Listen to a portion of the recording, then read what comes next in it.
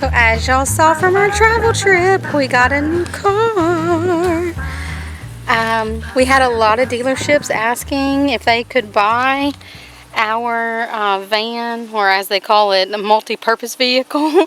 And with the deals they were offering, and plus I'm over having that big, huge car. Now the red is not my color of choice, but Thatcher and Michael really loved it, so I'm going to show y'all what we got. So it's dirty already, yes. We've had it for about a week now, but this is it. And I know y'all have seen, this is the typical like tricolor that we go with. Hey, Bubby. Hi. So we're going to crank her up. Now I will say this thing has thrown me off already. I went through the car wash and I could not get it into neutral for the life of me. But we got our little, let me turn it down.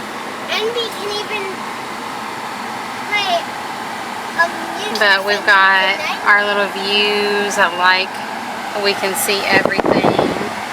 Our water bottles, yes. But, hey Bubby. It is a 3-row, but we have the back row down, so that's Eleanor and Thatcher's. They've got lots of leg room back here, but when you go to that 3rd row, it is pretty small. So I'm going to show y'all the back.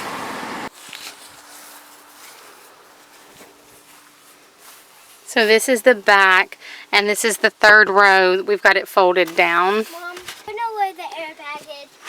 It's got this little shade. I think this was a little bit extra, but definitely worth it for us, especially when we have groceries for the long haul. But what I was saying is that 3rd row seat comes up.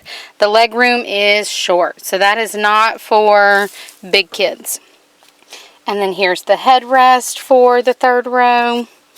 And then this whole thing comes up, and there's all your tools and stuff for your tire change, all that cool jazz. We are very excited about it. It's much smaller, but I am happy, and I think it'll be a good change for us. Ba-da-ba-da-ba-da-ba.